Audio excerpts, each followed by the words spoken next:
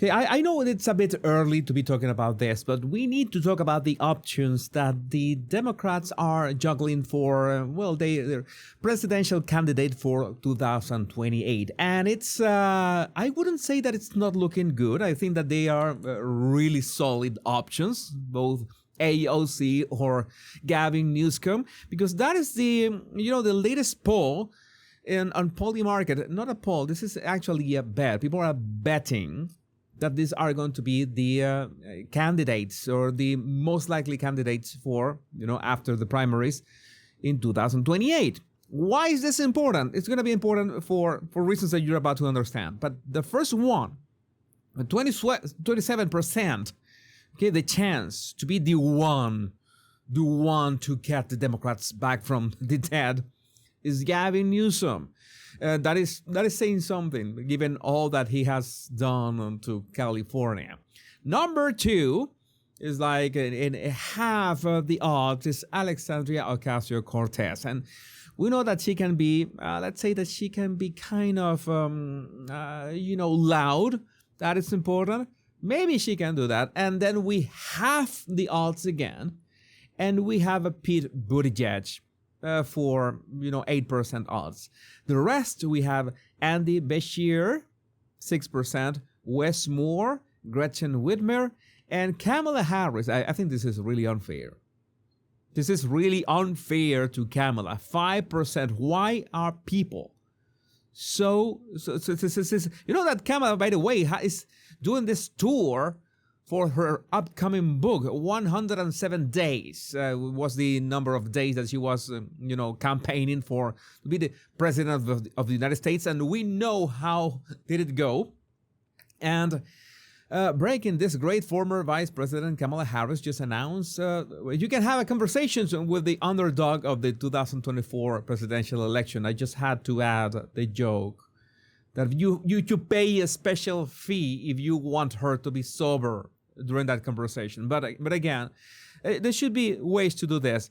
Strangely enough, Jasmine Crockett is out of that list. She is nowhere to be found, or maybe she has less odds than Kamala Harris. I'm going to tell you one thing.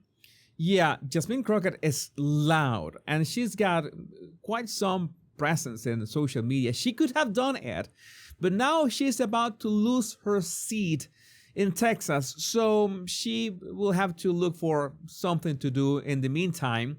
And if she's losing her seat, it's because the Democrat machinery is not very happy with her.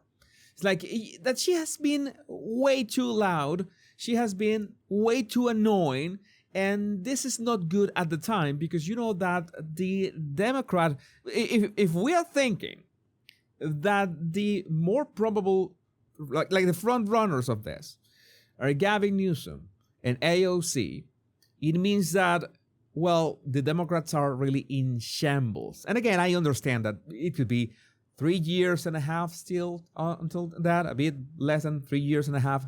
But you don't get candidates like out of the blue to, oh yes, we're gonna get a candidate and they're gonna have this massive following. And that's one of the things that I want to say about AOC.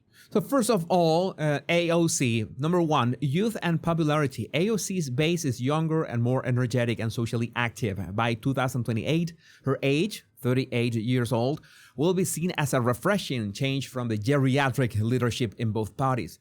Newsom, already 60 in 2028, will struggle to match her millennial appeal. Number two, social media dominance, and this is important. AOC has 20 million followers across platforms, dwarfing Newsom's 3 million. Her online army can mobilize donations, volunteers, and viral momentum. Newsom's lack of social media savvy, more on that in a minute, makes him vulnerable to AOC's digital grassroots. Also, progressive credentials. Oh, this is a good one. AOC has been the face of progressive policies like the Green New Deal and Medicare for All. Newsom, despite his woke posturing, has a record of centrism, veto universal healthcare in California. AOC's purity on issues like climate and racial justice will win over the activist wing, or the activist wig, we could say as well. Demographic shifts. The 2028 primary electorate will be even more diverse and urban. AOC's Puerto Rican heritage and Bronx roots that we know that are fake give her an authenticity advantage among the growing Hispanic and urban voter blocks. I am not so sure about this, because so many of us can spot phony when we see it, because we come from countries that, well, yeah, we know how to spot the thing. Well, the thing is that you couldn't have two more different candidates. So at least they have some diversity in this case. By the way, now that I mentioned Pete Buttigieg at some point, Pete Buttigieg finds himself with 0% black support in a new echelon poll. That is not good. That is not good at all. And again, in Polymarket, we have this trends, and this is a huge trend right now for Gavin Newsom at 28%. And if Gavin was the one, what would be the odds against J.D. Vance if Vance turns out to be the one in the terms of the Republicans? Breaking Gavin Newsom's 2028 odds up 2 points amidst Vance versus Newsom chatter. Dems seemingly look ready to back him. And still, who would win between them?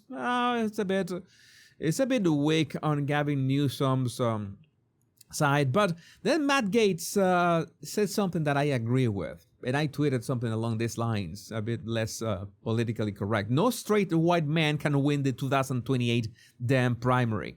Newsom gonna have to go gay or trans. Yeah, you have to pick one, Gavin. You have to pick one of them. But in the social media thing, you know that's why he's doing his podcast. I was listening to his podcast the other day, by the way.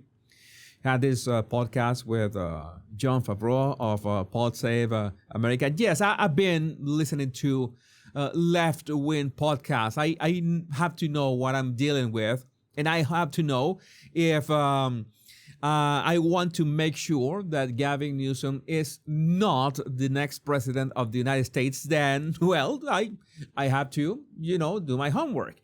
And so far, I think that he's the one making the most noise, although maybe that making the most noise is not necessarily the thing that is going the best. I already made a video about that. I don't know if you watch it, in the sense that I think that he's not thinking this through in the sense of his social media presence. That this Latina who is his social media manager, and allegedly he is also behind those cringe posts that are absolutely nonsensical and a huge contradiction of whatever his, I don't know what he's trying to do.